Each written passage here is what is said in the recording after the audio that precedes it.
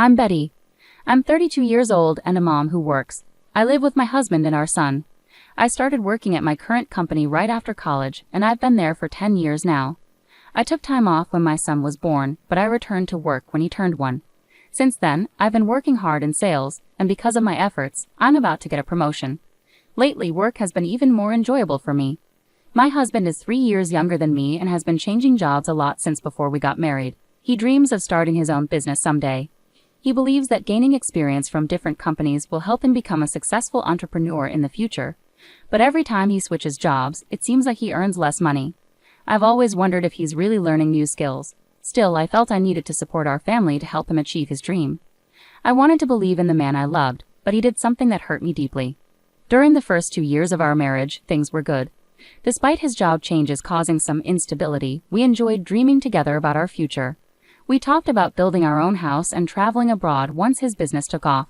But after our son was born, everything shifted. He grew distant, especially once I went back to work after maternity leave. It made me see his true colors more clearly. He never liked doing household chores and avoided parenting duties. While I was on maternity leave, I managed, but once I returned to work, my days became incredibly busy. I'd wake up early to make breakfast, drop our son at daycare, work all day, then rush to pick him up, shop for groceries, and cook dinner. I was always on the go, wishing for help that never came. Despite having more free time, my husband refused to pitch in, even to drop our son off at daycare. When I asked, he worried it might look like he wasn't busy enough at work. I tried to reassure him that it's normal for dads to be involved, but he stuck to his reasons. To avoid arguments, I ended up shouldering everything between my early mornings, overtime at work, house chores, and childcare duties. I felt like I was being pulled in all directions, but I kept going for the sake of my family. It would have been helpful if someone could have talked sense into my husband. The only person he seemed to respect was my father-in-law, Phil, but unfortunately he was working in another state. Phil always understood and supported me, praising me for balancing my job and household chores, even during my pregnancy. However, shortly after our son was born, Phil was transferred far away, leaving his wife, Mill, at their home. Unlike Phil, Mill was more lenient with her son and always took his side, offering little help to me. As someone who had been a housewife for a long time, Mill seemed to disapprove of me continuing to work after having a child. Perhaps she was also bothered by her son's unstable job history. She didn't like that I, as his wife, was achieving success at work. She often made sarcastic remarks about me neglecting my duties as a wife and mother by focusing on my job. She knew that I was the main breadwinner for the family, yet at one point she even suggested I quit my job, claiming it was cruel to leave our son in daycare for long hours. Maybe with Phil away, she felt lonely. She would occasionally visit us, criticize me, and then leave. It was really tough being criticized constantly, but I tried to understand that older people with traditional views might find it hard to accept my choices. I tried to accept it, but it hurt. What hurt even more was that my husband seemed to resent my success at work. When I got a raise because of my hard work, his response was just an indifferent, okay. It saddened me that he couldn't even congratulate me. Things got worse when he started criticizing me, accusing me of becoming arrogant just because I earned a bit more. Both he and my mother-in-law kept finding faults with me. I began questioning why I was putting in so much effort every day and even started regretting marrying him. To add to my worries, my husband started coming home later and later from his factory job, sometimes not until late at night. He was supposed to finish work at a specific time, but he often had excuses for being late. Whenever I asked why, he'd get defensive, so I stopped pressing him. But his strange behavior made me suspicious. Then one evening my mother-in-law unexpectedly showed up at our house, as she often did without notice. That day had been particularly exhausting for me after a busy day preparing for my son's field day, working overtime, and getting up early to make lunches. All I wanted was to rest early for an important business meeting the next morning. My son was already in bed by the time she arrived, but her presence meant I couldn't just go to sleep. Feeling obligated, I dragged myself to the kitchen to make coffee for my mother-in-law. Suddenly my husband grabbed my arm, surprising me. He offered to do it himself, which was rare because he usually left all the household chores to me, no matter how tired I was from work. I thought he was just showing off in front of my mother-in-law, pretending to be helpful. I tried to ignore him and continue, but he held onto my arm firmly and insisted that I sit and rest, possibly guiding me to the couch. I felt stuck. If I let him make the coffee, my mother-in-law might criticize me for bossing him around. However, to my surprise, even she told me to relax and let him do it, smiling at me. While I talked with her, my husband went to the kitchen and started making coffee. I couldn't shake the feeling that something was off. It was unusual for both of them to be so kind suddenly. What was going on today? As I wondered, my husband brought over a tray of coffee cups with a smile and offered me one. I thanked him but kept watching him closely. He kept glancing at me, and even my mother-in-law seemed unusually restless. Something was definitely not right. As I lifted the cup to take a sip, I suddenly realized they were up to something. There was a hidden motive behind their sudden kindness, and I wasn't going to fall for it. I decided it was time to take action. All right, they better be prepared. I'm not holding back anymore. I held up the cup in front of me and paused just before drinking. Turning to my husband, I asked casually, "Do we have any cookies? Should we bring some out?" It was unusual for him to serve snacks to guests, but since he had insisted I relax, he would have to get the cookies. At first he seemed confused, but as expected he nodded and went to the kitchen to fetch them. My mother-in-law apologized and followed him to the kitchen. This was my chance. When my husband returned with the cookies, I finally took a sip of my coffee. My mother-in-law sat beside me and started drinking her coffee too. We chatted for a while, and I showed her a video of our son's field day. Throughout, both my husband and mother-in-law kept giving me odd looks. Despite their intense stares, I kept a straight face and continued sipping my coffee. Seeing my calm demeanor, my husband looked puzzled. Just when I thought things would settle down, something unexpected happened.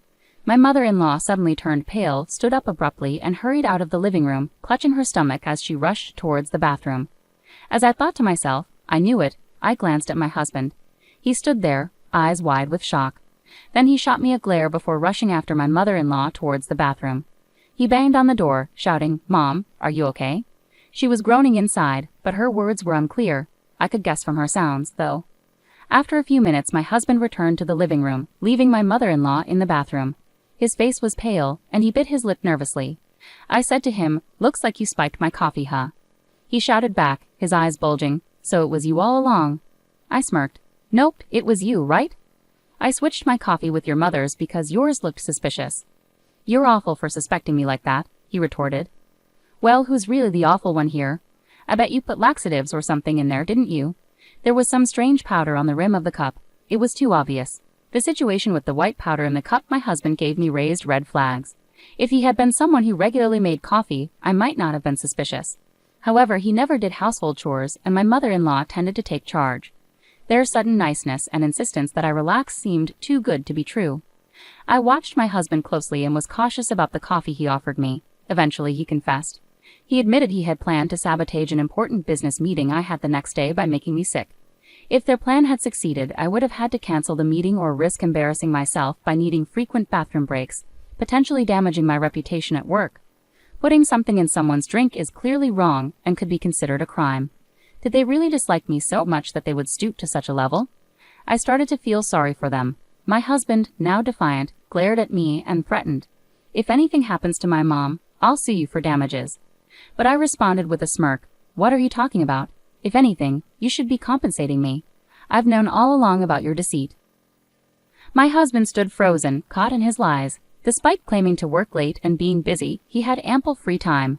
On his days off, he'd leave the family and spend time alone, glued to his phone when he was home. My suspicions grew, so I hired a detective agency, and the evidence they found confirmed my fears. He had been posing as single, meeting a young woman at a bar, and starting a relationship with her by lying about his future business plans. The girl, naive and fresh out of college, fell for his deception. When confronted, he tried to justify himself, claiming he wanted to boost his self-esteem by dating a younger woman. I could imagine him boasting about his future success. If he had so much time on his hands, he should have been putting more effort into his work. Maybe it was always unrealistic to expect my spoiled husband to start his own business.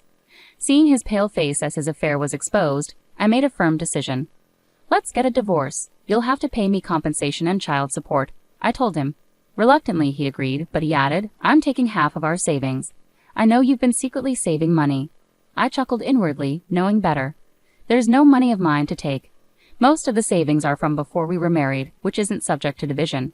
He looked puzzled and argued, "That can't be right. Besides, you've been earning money lately."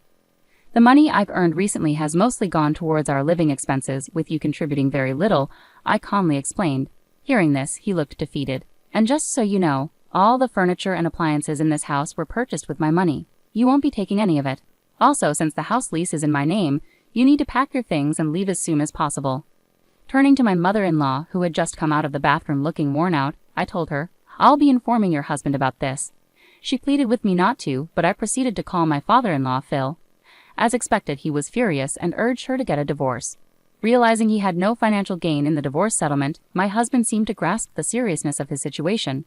"I don't want us to break up. I can't live without you, Betty," he cried, even kneeling and begging.